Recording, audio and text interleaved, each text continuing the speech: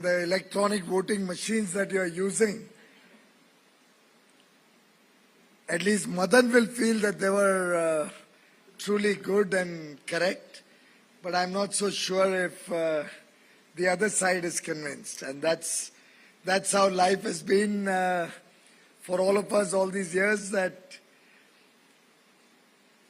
an idea that one side gives out, the other side doesn't agree with, somehow unfortunately doesn't lead to enough debate, enough discussion. And I think it's a wonderful idea that Forbes has brought to us today, where I think we've heard different viewpoints. We've had an open platform where ideas can be generated, ideas can be deliberated upon. And I must compliment you for a brilliant way to conduct your Leadership Awards program. My apologies, my flight from Delhi has come in late and I had another award function, 2 award functions in an evening. The country must be doing something right.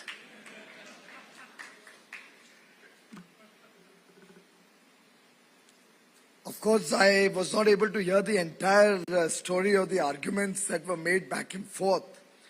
But I certainly know that while we are trying to fast-track various projects in the government, for example, the Pragati Maidan, the ITPO complex where we are going to have the G20 next year when India will chair the G20, we are perpetually short of labor. And they are high-paid labor there. It's a project where you are assured of good salary, you are assured of ESI, PF, all formal employment. Government has its eyes on every contractor so that not a single person there will not be paid fair wages with all the social security elements of it. But I can tell you, we are perpetually, including as of today, short of people. And I don't know about, I see a lot of business leaders here, but maybe you don't realize it, but when you get back home, find out about the shortage of staff that you're finding probably at your homes, the shortage of talent that sometimes you find in your offices and business. And clearly, we have a situation where there would probably be a disconnect in what people are aspiring for in terms of the kind of talent we are looking at and possibly what is available. At the level of industry, at the level of business, I would certainly like to join issue with Mr. Madan Sabnavis that infrastructure spending is not important.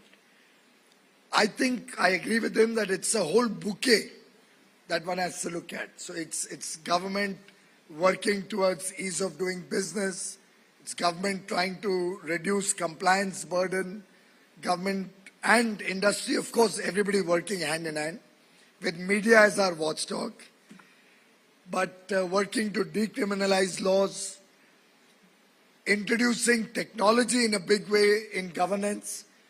I don't know if any of you has really figured out what PM Gati Shakti envisages. It's really a game-changing initiative. I'll spend a few minutes on it if time permits.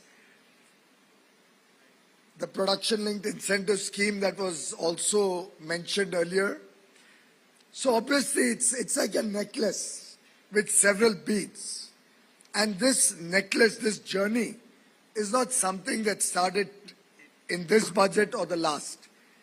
It started several years ago.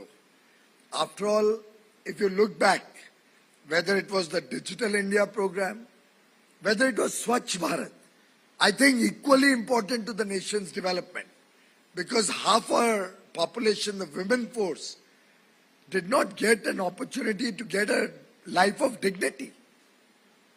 I mean, a country which in 65 or 70 years of independence did not provide a toilet for every home and just took it for granted, maybe at best left it for some Hindi movie songs to picturesquely show our women folk going to the fields or going to the well to collect water. And governments came and went, but nobody thought of an elementary thing like providing, as we call it, an izzat ghar, a life of dignity, an opportunity of living a life of dignity. Nobody thought of providing cooking gas so that our women folk don't have to use the old traditional chula. Nobody thought that it's important that the poor also are entitled to health care. And I believe these social indicators or social effort to improve the life of our less privileged sections of society are equally, if not more important, when we in this room, in a platform which is largely business focused, are discussing the wins and losses or the success and failures or the future of Indian business and Indian society. And to my mind, I agree with Mr. Sabnavis that it's the whole bouquet that will define where India is going to go forward. After all, what was one of the first projects we took up? Electricity for every home. Can we as a nation have 3 crore families without an electricity connection in their home? Which means there are crores of children who are relegated to a life which will not give them any opportunity. How can we as a society, as a nation, accept the fact that water will be a problem for millions of homes so many years after independence? We have embarked on the Jal Jeevan mission, by which we are going to ensure that every home has water from a tap, nal se jal. May seem not very important to many people, but to my mind, one of the most important initiatives a nation could take up. Water being the source of several diseases and healthcare related problems. So I would think that it's very rightly so a whole bouquet. A lot of initiatives which are business focused, like our Startup India program, the digital initiatives, the direct benefit transfer, which has helped to eliminate a lot of corruption and middlemen, the effort to demystify laws, all of these put together, coupled with the 7.5 lakh investment commitment of the government. Government only provides a facilitation or a kind of top-up support when it comes to kickstarting the economy. With the state's investment plans, it becomes 10.5 lakh crores. Now, I think all of us know the multiplier effect that investments in infrastructure is expected to give. And I think there's no rocket science in that. It's a well-known, well-understood phenomena. It gives a big boost to employment, since I would think at least 25-30% of the overall cost of any infrastructure project does go down to labor or staff or paid out to employees. It gives a big boost to all the associated sectors of mining, steel, cement, all the ancillary activities related to construction or infrastructure spending. If it's a railway project, the railway tracks, the manufacturing of bogies, engines, rolling stock, signaling. It's a whole ecosystem that benefits. And as these projects come up, you'll find dhabas coming up there. You'll find taxi drivers getting an opportunity transporting people. You'll have a large fillip to the logistics sector, truck drivers getting business. So the effort is that government helps to kickstart, and seeing that demand, the private sector gets an opportunity to look at greater investments. Of course, we've lost a couple of years of COVID period where obviously businesses and industry were hesitant to see how it pans out, how demand comes back into the market. You all will recall when we inherited government in 2014, we came into government, we were called a fragile five economy. The world looked down upon India. Our foreign exchange reserves were at about $300 billion, so much so that the then government had to come up with an FCNRB scheme to raise $34 billion just to protect the rupee from the free fall that it was witnessing. Our country did not generate enough enthusiasm amongst investors, both in India and abroad, to come and invest in India. Banking sector was in a shambles, what with the kind of terrible credit risks that were taken indiscriminately in the 2008 to 12 period particularly. Repairing the entire story, getting back India on center stage in the world, making India a trusted partner of economies around the world, particularly the developed world. And to the extent that today when I talk to trade ministers from across the world at different fora, it's unimaginable the excitement they have when they want to do business with us. We can today discuss with them from a position of strength. And that strength comes from the people of India. We used to always talk about demographic dividend. The demographic dividend was the people, the market, consumption demand, potential growth. All of these are elementary economic theories which we have all understood over a period of time, but sadly nobody has ever had an integrated thinking to make India, to prepare India for the long haul. I mean, after all, we had I think a higher GDP per capita than our unfriendly neighbor until 35 years ago. But we lost a lot of good time, valuable time. Even our free trade agreements, our international engagements were probably putting the cart before the horse, or the horse before the cart. We were confused totally. We didn't know. Does the cart come first or the horse comes first? So we landed up saying, let's just go ahead with the FTA. The horse will find its own way. And that doesn't work. We landed up having engagement with countries which got access to our market, but we didn't have enough stakeholder consultations to be able to ensure that our offensive interests were protected. And that's the difference that we are trying to make, whether in our internal decisions as we promote India's Atmanirbhar Bharat program. And it's not a program that's closing our doors to the world. It's actually opening them wider. We want to engage with the world from a position of strength, with confidence. Our startups should be world class. Our technology should be the best in the world. We should be recognized for the quality we offer to the world.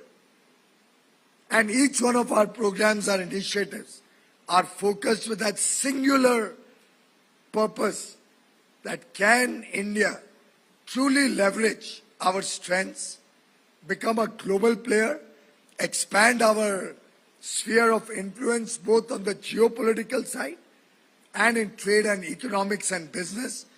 And I think no better endorsement of the collective effort, the Sabka Prayas that Prime Minister Modi often talks about, than the fact that we have crossed $400 billion of export from India for the first time in India's history. We'll soon have the numbers on service exports, and I promise you that's going to be very, very exciting. I've already reset the target twice during the course of the year, and we are close to touching 250 billion in service exports. And as I've said earlier, I think now it's time for the services sector and the manufacturing sector to have a race to the top as both compete to see who will cross the 1 trillion mark, services or goods. And I have the courage of conviction to say that India is well on track to give us both services and goods touching $1 trillion in the next 10 years. And that is going to drive India's future. That is going to drive jobs. That's going to take prosperity to the remotest corners of the country. That is going to make us a player relevant in international trade. That is going to give us respect in international forums. And that is the new India towards which all of us, and you are all equally the stakeholders of this journey. We are all together, whether it's the media, whether it's our businesses or our startups, whether it's government, all of us collectively can make this happen. And towards that, every single step along the way is going to matter.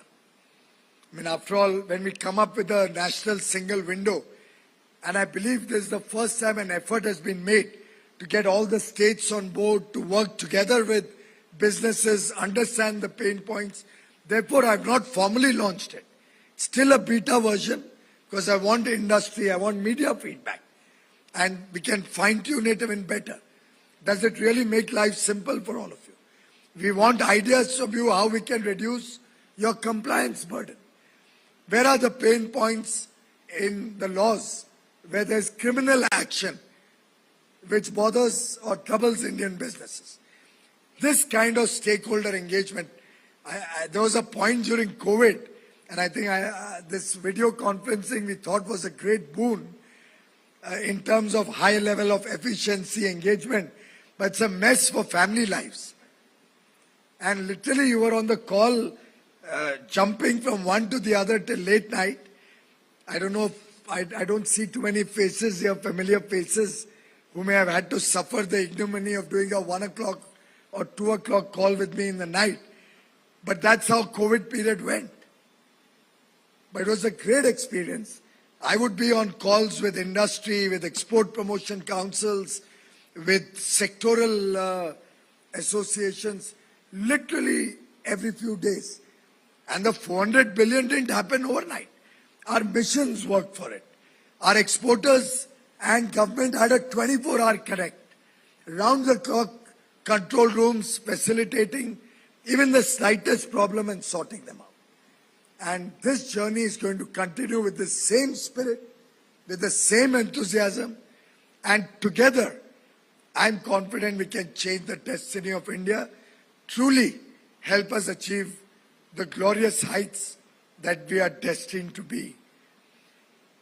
I briefly alluded to PM Gati Shakti for paucity of time. I won't get into too much detail, but truly it is technology at its very best in terms of our ability to plan, implement and monitor projects smarter and better.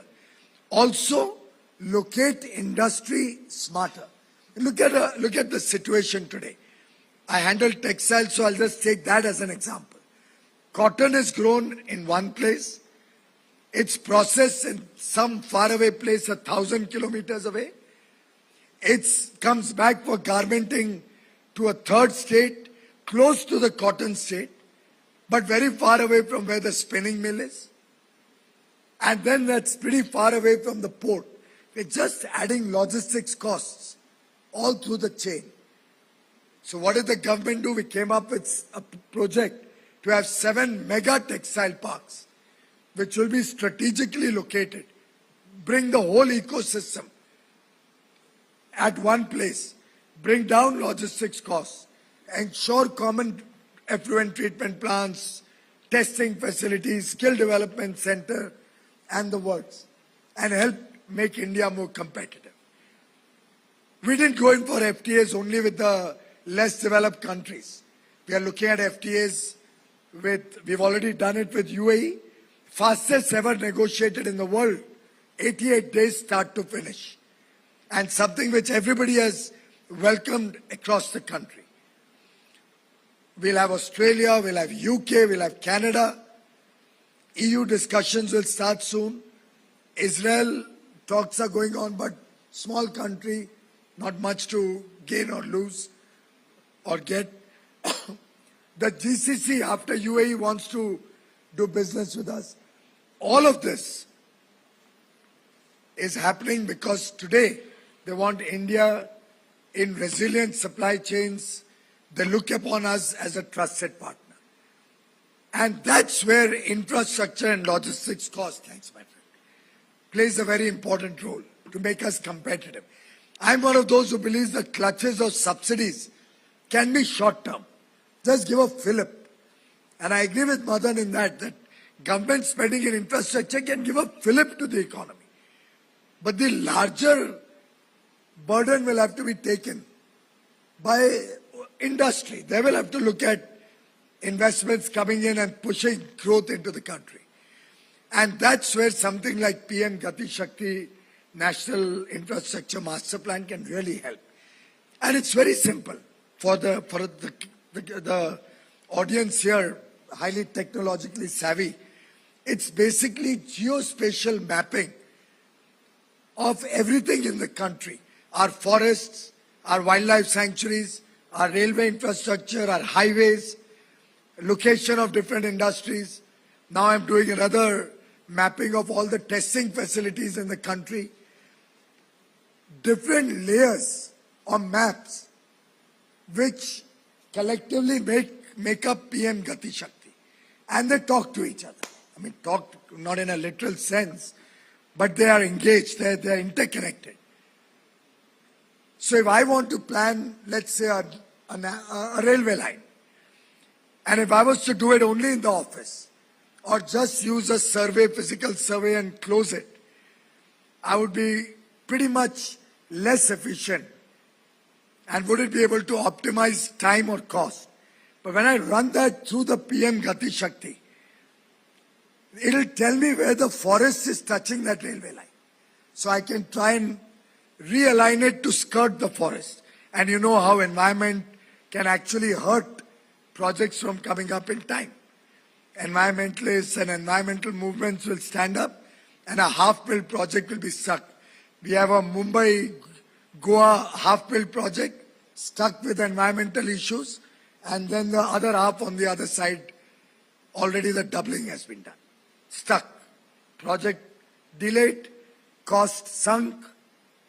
But if PM Gati Shakti was to assess this, they would have said, look, there's a big forest coming up there, going to cause you a problem, realign it. If there's a river along the line, we've done a mapping of all rivers and water bodies. And if that goes to a place where there's a 1 kilometer long bridge required, or a mountain range, that will help you to reroute it such a way that you could possibly cross the river where a 200-meter bridge could do the needful. We are all in Mumbai. In an earlier program, I shared the JNPT example. Have any of you ever been to JNPT? You'll find that it's one of the finest ports in the country. I haven't been there for many years. I don't know the current situation. But until 2014, when I was in business, JNPT, despite being one of the finest ports, had a 10, 12, 15 kilometer stretch of road between the highway and the port, which never got built. Always full of potholes, and it was a mess for decades, not years, decades. Bad planning. But PM Gati Shakti will help you through the mapping to see, hey guys, you're setting up a port, where's the rail connectivity? Where's the road connectivity?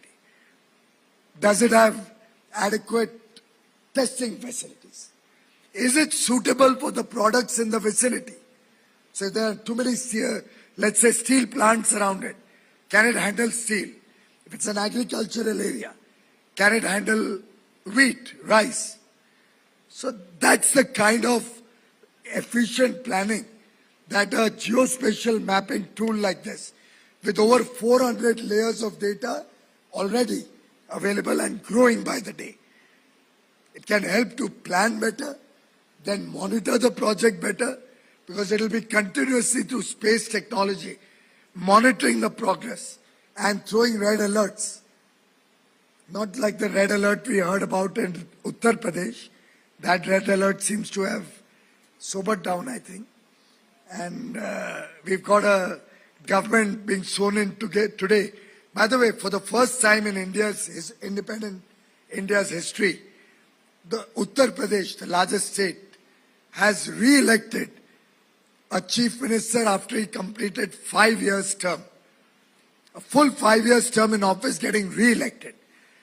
And this, ladies and gentlemen, is just proof that the old idiom that good economics doesn't make for good politics is history now. Good economics, good governance makes for good politics, finally in our country. And no better proof than Uttar Pradesh today. The fact that law and order improved, industry went there. Samsung is setting up one of their largest factories there and exporting from there. Agriculture has taken a boost. Agricultural productivity is on a high. Cities are getting improved. Infrastructure, the expressways there are truly like the old Onida ad. Owner's pride and neighbor's envy. You can actually, like once upon a time, you left from Maharashtra, went to Gujarat, you could see the perceptible change as you went on the Western Express Highway. You would have all the broken roads in our own home state, only to enter into a lovely expressway on the other side in Gujarat. Today, UP has joined that club, where you enter UP and you see beautiful expressways. And people have respected this kind of a performance. I'm only saying this because that's the effort that Prime Minister Modi has brought to the country. It's a whole of the government approach, which today he has appealed to the nation should be made a whole of the country approach. And I invite you, ladies and gentlemen, to join this effort as one country, as the collective effort of 1.3 billion Indians to truly make India a global superpower. Thank you very much.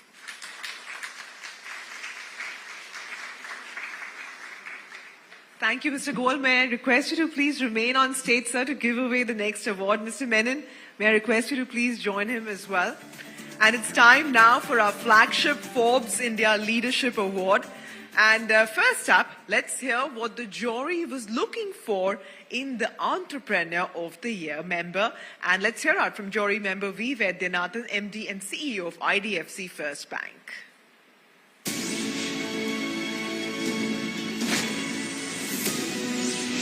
Forbes India Leadership Awards.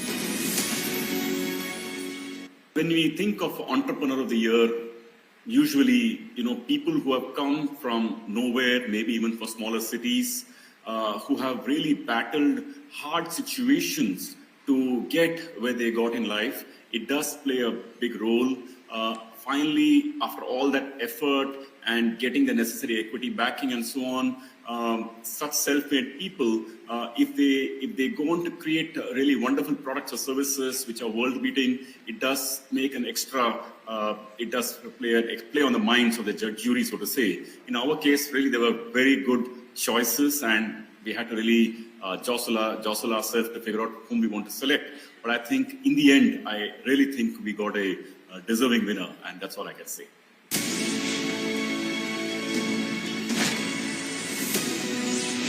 Forbes India Leadership Awards. May I also invite on stage Mr. Avinash Kaul to please join our presenters in giving away the next award.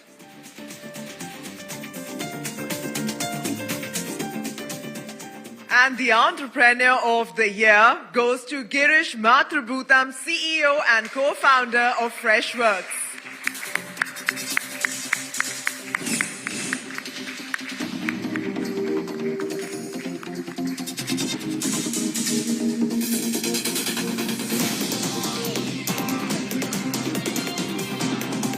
Mathrubootham has envisioned and built the SaaS company into a global behemoth to be reckoned with. Last year, it listed on the NASDAQ and recently crossed the $400 million annual revenue run rate milestone.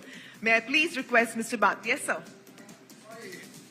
I think in my enthusiasm to speak about the kind of leadership, political leadership we are providing, I did not recognize and acknowledge all the award winners. My compliments and heartfelt congratulations to all the award winners. You make us proud, you and all the earlier award winners. Keep up the good work. You inspire all others to emulate you and also become leaders in business and society. So very well done, proud of you and all the award winners. Thank you. Thank you, Mr. Goyal. Mr. Matrabhutam, would you like to say a few words?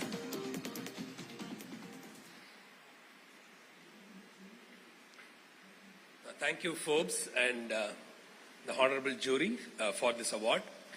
So I'm honored to accept this, and I would like to dedicate this award to all the employees of Freshworks who have toiled for more than 12 years to take us to where we are, especially in the last 2 years as they kept Freshworks powering through the pandemic.